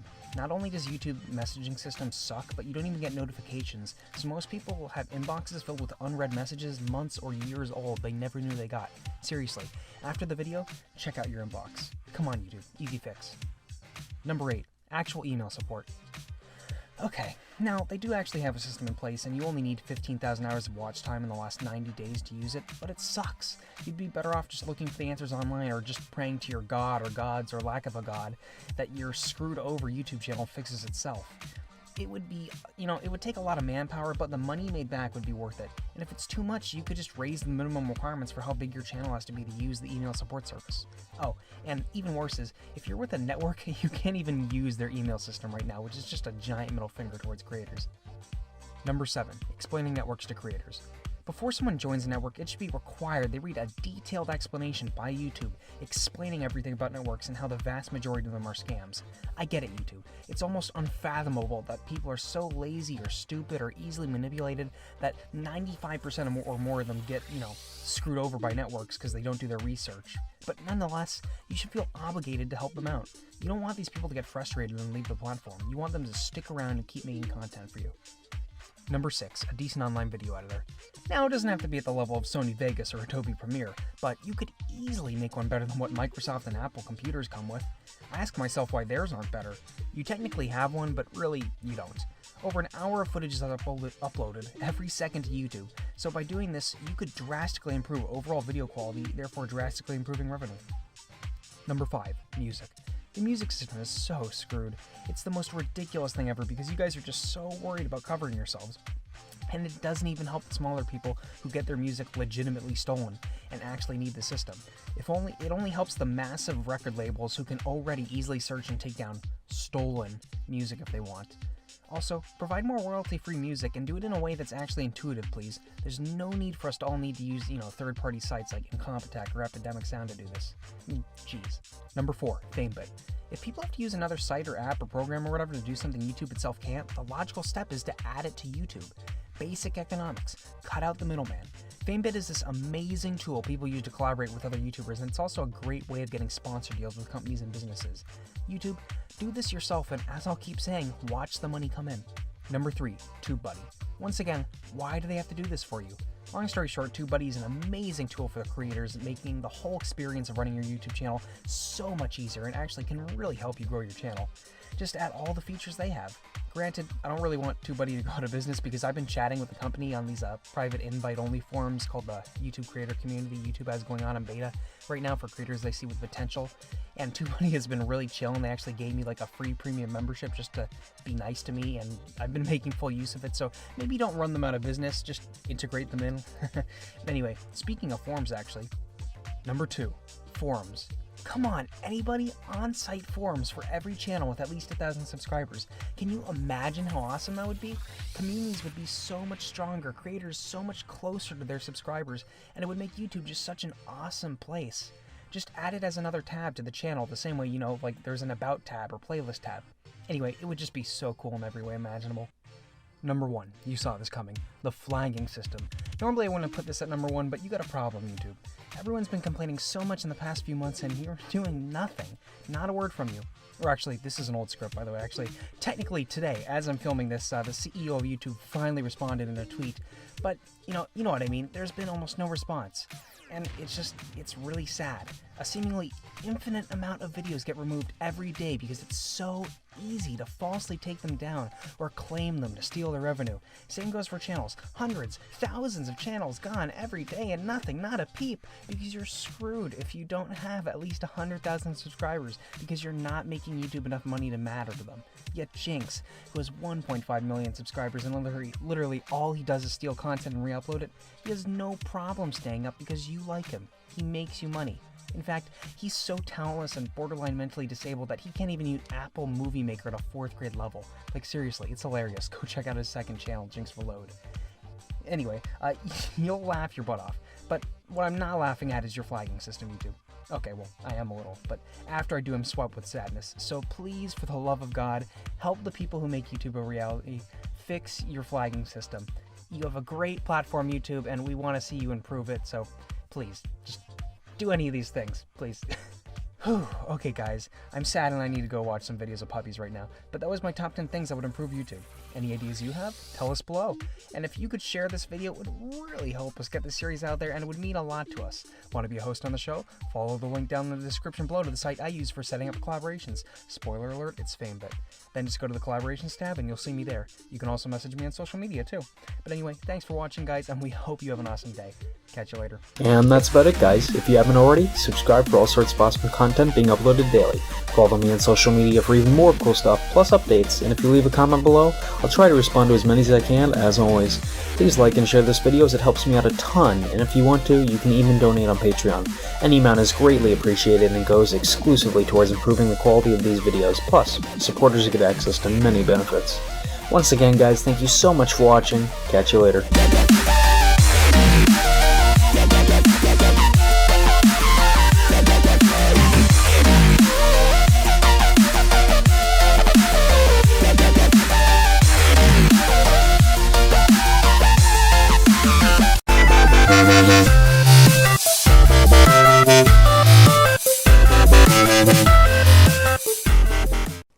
what's up guys? I'm Zach from CZ's World, and today I'm here with Kio's Quick Countdowns, bringing you the top 10 Stephen King adaptations in under 6 minutes. Please keep in mind this countdown is just my opinion. Your opinion might be different, and I haven't seen every single Stephen King movie or series ever made, so you've been warned. I also find it worth noting that opinions do change over time. Okay, without further ado, let's do this. 3, 2, 1, go! Number 10, Pet Sematary. Okay, now maybe Pet Sematary is a little cheesy, but at its core it's still a very clever concept and a story that makes an absolute classic. It centers around a family who moves into a new home beside a dangerous country road. They soon discover a plot of ground known as the Pet Cemetery. Residing in the cemetery is the power to bring its inhabitants back to life with a touch of evil. The most notable part of the film would be the very memorable suspense-filled scenes involving unsettling small children, creepy animals, and huge trucks. It also goes to some surprisingly dark places, but it's only number 10 on this list because it hasn't aged as well as others. Number 9, Salem's Lot.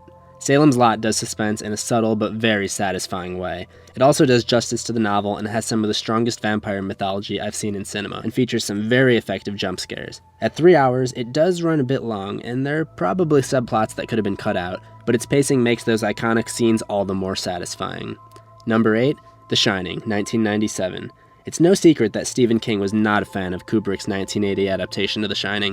In 1997, King wrote the screenplay for a more faithful adaptation, a TV miniseries that was shot at the actual hotel that inspired the original novel. The result actually wasn't that bad. It's kinda nice to see some of the elements of the book that were left out before finally realized on screen, such as the gripping hedge animal scenes. I would even go so far as to say the rotting woman bathroom scene is even scarier in the miniseries than it is in the movie. If you're a fan of the book, this one is worth checking out. Number 7, Misery. Misery is one of the many Stephen King books about a writer, and in this movie, novelist Paul Sheldon falls under the care of his biggest fan after a car wreck breaks his leg and leaves him immobilized. That is, until she becomes obsessed and goes to any length to prevent him from leaving once he heals. Kathy Bates dishes out a stellar performance that's absolutely creepy and psychotic, yet still feels believable. She actually holds the honor of being the only one to win an Academy Award for a Stephen King film. Number 6, Carrie, 1976. What list would be complete without the original? Carrie was the first King tale to be adapted for the screen and follows high schooler Carrie White, a social outcast who discovers her telekinetic powers as she awakens into the post-pubescent world. This Brian De Palma film is packed with classic lines, visual motifs, and one of the best ending scenes in horror movie history. Number 5, 1408. What do you know, it's about another writer. The protagonist, Mike Enslin, writes books about supernatural locations and takes a challenge to stay in a supposedly evil hotel room in New York City. Upon checking into the room, scary supernatural occurrences take place, and Mike is driven mad as he fails time after time to escape the room. This movie constantly toys with the viewer's sense of reality, features some excellent jump scares, and dishes out a roller coaster of a final act. 1408 is one of the more underrated films based off of King's work. Number 4, The Green Mile. While King is mostly known for his horror stories, he's also done some of his best work in the genre of prison stories. The Green Mile is about a prison officer who discovers that an inmate on death row possesses the power of healing others. As he gets to know the prisoner, he begins to have doubts that the selfless inmate ever committed the crime, throwing him into a moral quandary as the execution day draws near. Directed by Frank Darabont, Tom Hanks plays Officer Paul Edgecombe, and Michael Clark Duncan gives a career-defining performance as the man on death row, John Coffey. With beautiful visuals and a powerful score, The Green Mile is a heartbreaking period film that stacks up with some of the great movies of all time. Number 3, The Shawshank Redemption. As good as The Green Mile is, Darabont doesn't top his first attempt at adapting a Stephen King prison book to the big screen, and that movie is The Shawshank Redemption. The fact that this film is only number 3 on this list is a huge testament to the success of King's work on a cinematic level. This film follows Andy Dufresne, played by Tim Robbins, a banker who gets 2 life sentences in Shawshank Penitentiary, one for the murder of his wife and one for her lover. Here, he meets Red, Morgan Freeman, who becomes his best friend, and the two endure injustice and corruption while learning to make the most of their lives in captivity. The Shawshank Redemption is just jam-packed with classic scenes, unforgettable quotes, brilliant performances, beautiful music, and just inspiring moments. Number 2, It. When I was a kid, I never understood why people were afraid of clowns. Then I saw It. This miniseries about 7 outcast kids who get together to banish a supernatural clown who kills the children in their small Maine town features Tim Curry as Pennywise the Dancing Clown. Although the ending was underwhelming, each of the 7 kids have one encounter with Pennywise, and there's some super creepy stuff in there. The kind of stuff that'll haunt you in the shower alone later that night. This movie is the reason an entire generation is afraid of clowns. Before number 1, honorable mentions go to Stand By Me, Secret Window, and the 2013 adaptation of Carrie. Number 1, The Shining, 1980. Stanley Kubrick's masterpiece about a writer, Jack Torrance, who moves his family into a hotel to become the caretaker during the winter off-season is scary, intelligent, and beautifully crafted. This is truly a film where everything is done for a reason, and Jack Nicholson, Shelley Duvall, and Danny Lloyd make the perfect little family coming undone at the hands of cabin fever. This film gets better every time you watch it, thanks to its minute details and hidden messages and meanings encoded in every scene. If you're paying attention, it's impossible not to notice something new every time you watch it. The ending is mind-boggling and thought-provoking. The film and the hotel itself are designed to mess with you on a psychological level. While I could go on forever and ever and ever singing the praises of The Shining, I'm afraid that's all the time we have. Okay, we made it. That was my top 10 Stephen King adaptations. If we missed anything, be sure to tell us below. And if you could share this video, it would really help us get the series out there, and it would mean a lot to us. Want to be a host on the show? Follow the link below in the description to the site that Keo uses for setting up collaborations, and then just go to the collaborations tab and you'll see him there. You can also message him on social media. Also, come subscribe to my channel, CZ's World. I'm a filmmaker and I upload horror shorts, horror web series, horror comedy, and 1-minute micro horror with new uploads every month. If you like any of the movies I listed, chances are you'll like my work too, since King is a huge inspiration to me as a writer. There'll be a link to my channel in the description, and I'd really appreciate if you checked it out. Thanks for watching, guys. We hope you have an awesome day. And that's about it, guys. If you haven't already, subscribe for all sorts of awesome content being uploaded daily. Follow me on social media for even more cool stuff, plus updates, and if you leave a comment below, I'll try to respond to as many as I can, as always.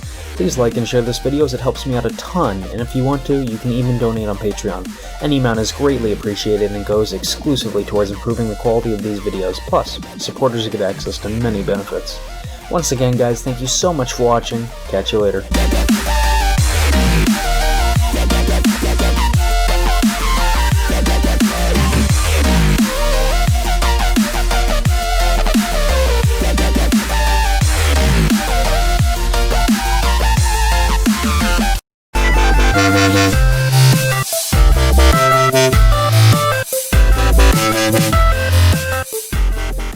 Hey, what's up guys, I'm Kyoto Someone. This is Kyoto's Quick Countdowns, bringing you the top 5 channels that will help you grow on YouTube in under 2 minutes. This will be a little quick of a video because there's not too much to elaborate on, just that if you're a YouTuber, you may find these channels very helpful to be subscribed to. Please keep in mind this countdown is just my opinion, even if it is an awesome one, and your opinion may be different, so you have been warned. Without further ado, let's begin. 3, 2, 1, go!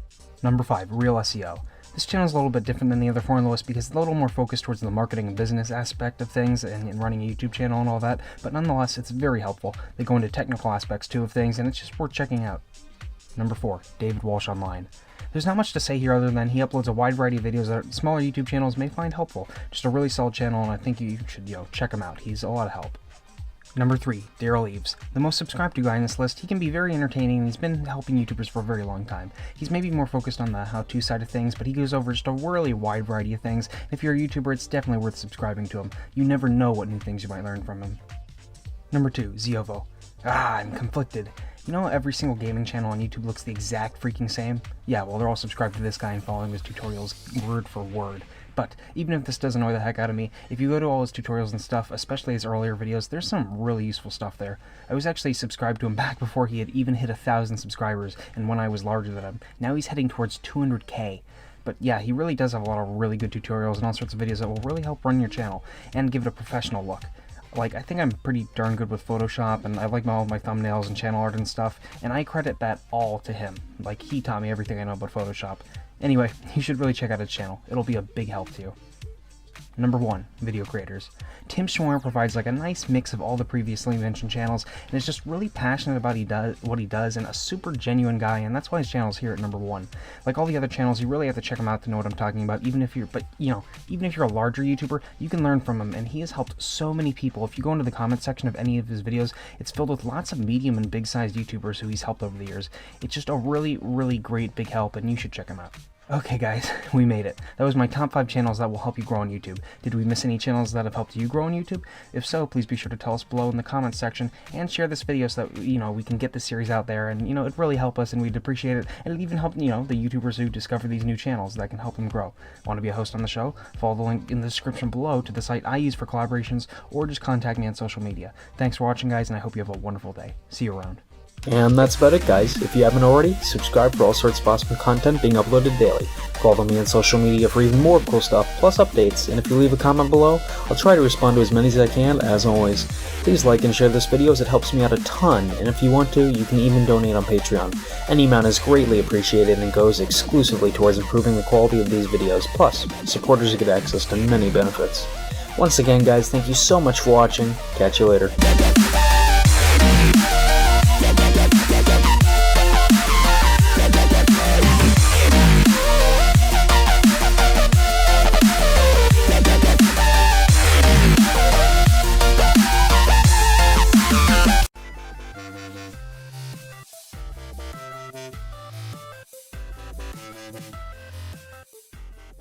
Hey Coyotes, Kyoto Sumo here with another episode of Kyo's Quick Countdowns, and this one's a tad different because we just hit 13,500 subscribers, and I have no guests this week, so I thought we could talk about the future of this channel a bit, so I'm bringing you the top 5 things in store for this channel in under 3 minutes. So without further ado, let's do this. 3, 2, 1, go! Number 5, the Kyo and Kuma livestream. Let's talk about this first since it's new and I want to really get it off the ground. I very recently started a livestream show on the channel where at 6 p.m. Pacific Standard Time every day, me and Kuma, well, stream. Usually it will be the game Hearthstone, but occasionally it may be something else, like maybe me going through the process of making one of my videos, or me live reacting to a political debate, or something like that. You guys can also be on the stream real time through a chat box on the side where you can talk to me and ask me questions, that sort of thing. And I actually really appreciate it because you'd be helping make the stream even more interesting by being a part of it. And I love interacting with you guys. Oh, and afterwards an archive of the stream gets saved and uploaded to my channel, so this actually brings my video count up from once a day to twice a day. I'd really love for this small amount of personal time I spend with you guys every day to become an integral part of my channel, so if you could check out the stream and maybe share it with others, it would mean the world to me, and I think you guys will really enjoy it. Number 4, our 7 standard shows. Speaking of the Kyo and Kuma livestream show, in addition to that off-the-cuff one every day, we now have 7 shows finally set, one for each day of the week. I'm not going into the details of each one because I've already done that a billion times, and you can check them out for yourself on the channel if you're curious. But they are the Kyo Network News on Sundays, Kyo Reacts on Mondays, 8-Bit Bliss, The Ultimate Saga on Tuesdays, Shoutout Wednesday on, of course, Wednesdays, Kyo Dubs on Thursdays, Kyo's Quick Countdowns on Fridays, hey, you're watching that right now. And finally, the Kyo and Kuma livestream weekly highlights on Saturdays, whose first episode will be tomorrow, and that will basically just be a highlight reel of the best moments from the week's streams. Granted, YouTube screwed up some crap this week with the streaming, so the first episode may be a little bare. Sorry. But so yeah, these shows are now all set, and hopefully as time goes on I can continue improving their quality, and I think with all these shows, I think there's now something for everybody on this channel, and you guys will really like it.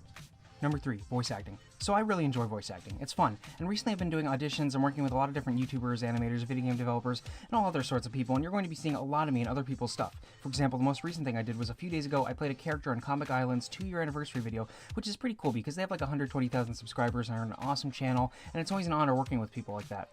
And while this won't be so much of an on-the-channel thing, granted in every Kyo Network News episode I'll mention if I'm appearing on anybody's stuff each week, a big part of this channel will be that. In addition to, having people on here all the time, I'll be on other people's stuff all the time.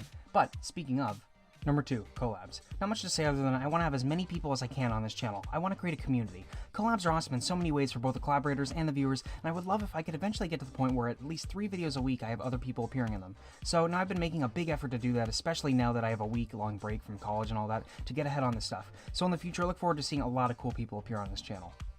And number 1, the Kyo Network. As said, I'm on break the entire week, and there's a lot of stuff I want to get done. And with this break, I will have a lot of free time. And I'm going to be catching up on recruiting big time this week. We're going to be seeing a massive influx of awesome new partners coming into the Kyo Network. I have a long list of channels I want to talk to. It'd be nice to get at least 100 or so, quality new partners in within the next month, but we'll see.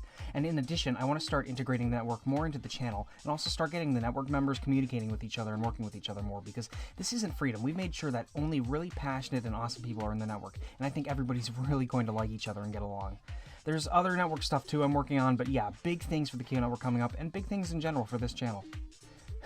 Okay, we made it. That was the top 5 things in store for the channel. As always, share the video, blah blah blah. If you want to be a host on the show, contact me, blah blah blah. But seriously guys, thank you so much for helping me reach 13,500 subscribers. I went through a lot the past few months with the Wagoners and all that, but this past month I've been working super hard on this channel, making sure I'm uploading quality videos every single day, and the channel has just been really coming into form and growing nicely, and I really hope it can start to snowball more and more, and this can become a big thing that, helps a lot of people and puts smiles on a lot of people's faces. Once again, thank you so much, and I hope you have a wonderful day. See you guys around.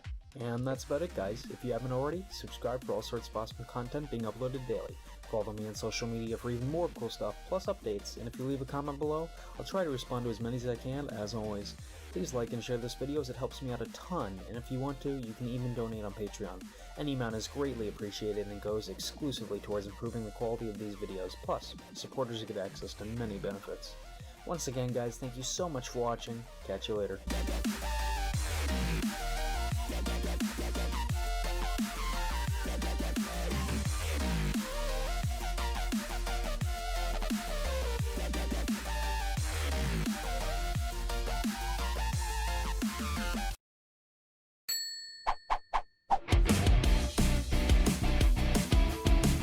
How's it going, bros? My name is PewDiePie! Once again, thank you PewDiePie for that meaningful contribution to the video, and for agreeing to collab with me on such short notice despite April 1st being such a busy day for you, and you being so much bigger than me on YouTube.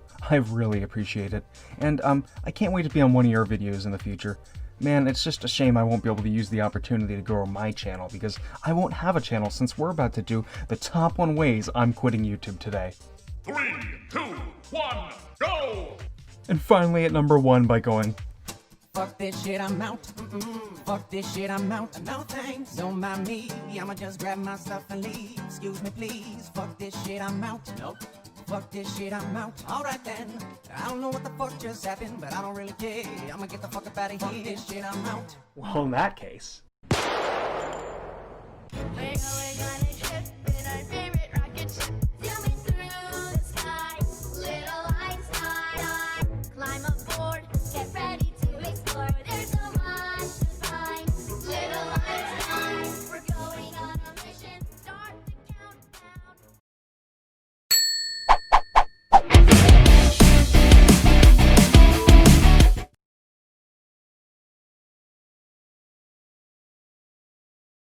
Hello, we're Stuart and Peter from Bubblegum Monsters, and today we're here with Kaio's quick countdowns of the top 10 movies with groundbreaking visual effects in under 5 minutes, we hope.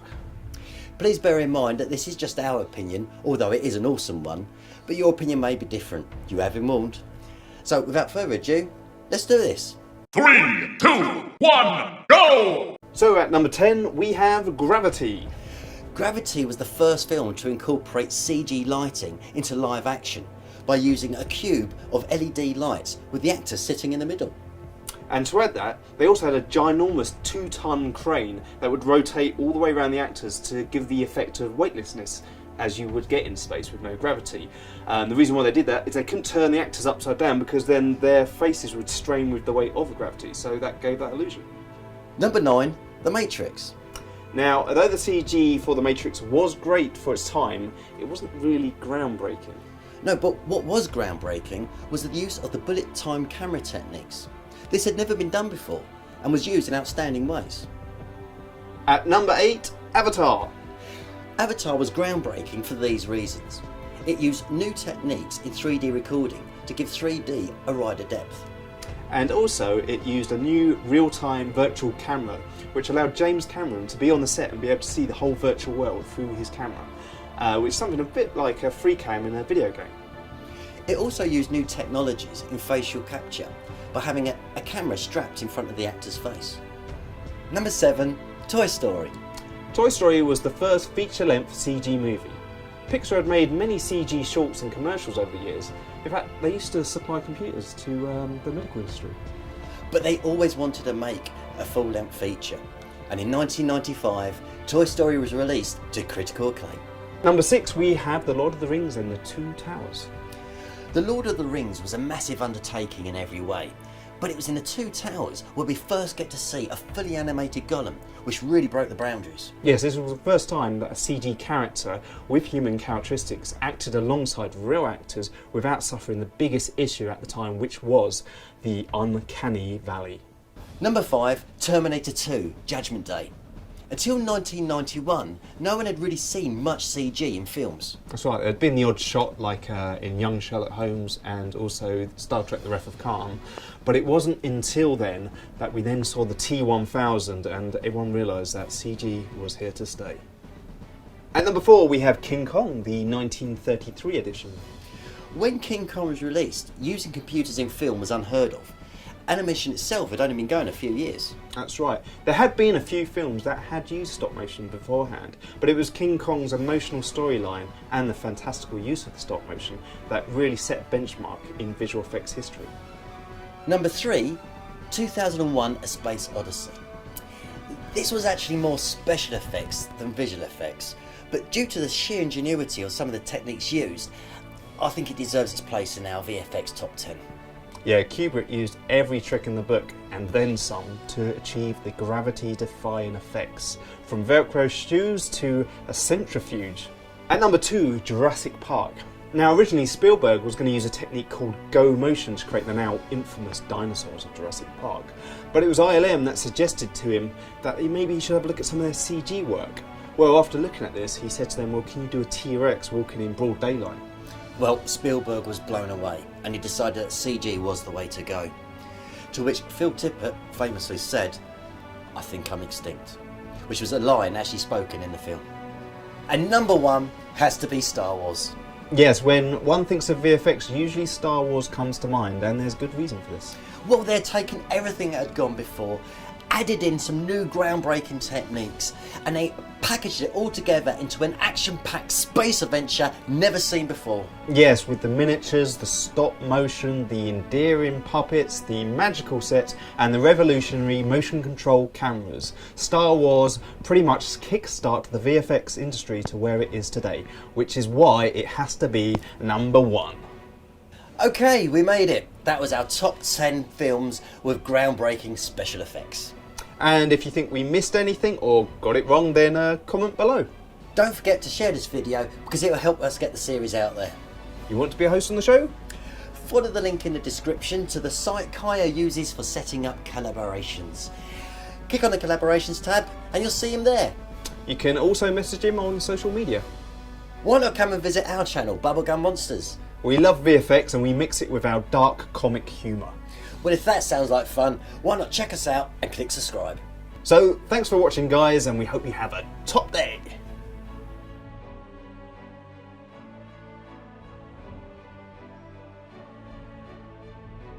We're going on a trip in our favorite rocket ship, zooming through the sky. Little Einstein, climb aboard, get ready to explore. There's so much to find. Little Einstein, we're going on a mission. Start to count down.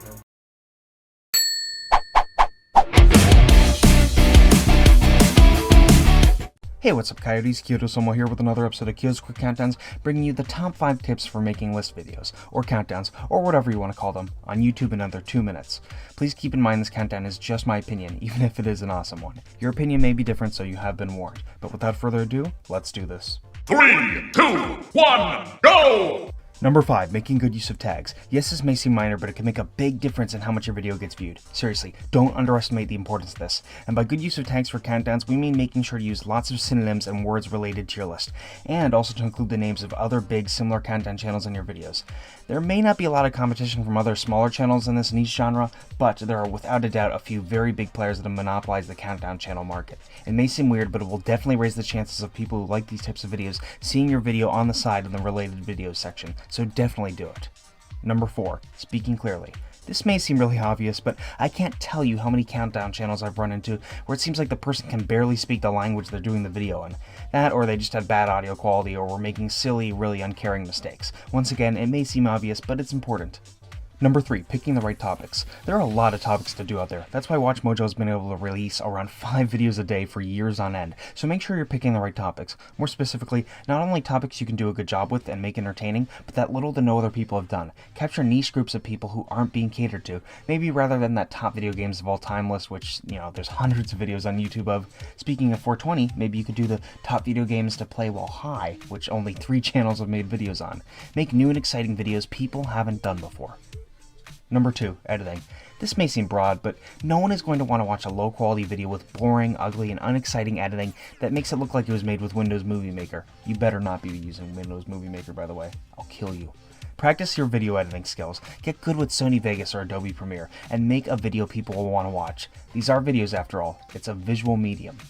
And number 1, make your countdowns unique. As said earlier, there's some big competition out there, and it can be hard to separate yourself from the other countdown channels. Why should someone choose to watch your smaller channel cranking out the occasional video when they can watch the professionals over at Watch Mojo or some other big channel crank out multiple videos every day? Find something that makes you stand out. Kyo's Quick Countdowns in particular chose to make the countdowns timed and have frequent guest hosts. So what makes you unique? Find this and own it. Whew, okay, we made it. That was my top 5 tips for making list videos on YouTube. If we missed anything, then be sure to tell us below. And if you could share this video, it would really help us get this series out there, and it would mean a lot to us. Want to be a host on the show? Follow the link down in the description below to use the site I use for setting up collaborations. Then just go to the collaborations tab, and you'll see me there. You can also message me on social media. Also, thanks to Dunga for helping me make this list. If you want, feel free to check out his channel, as he does lists like these every week. Anyway guys, thanks for watching, and I hope you have an amazing day. Thanks. We're going on a trip.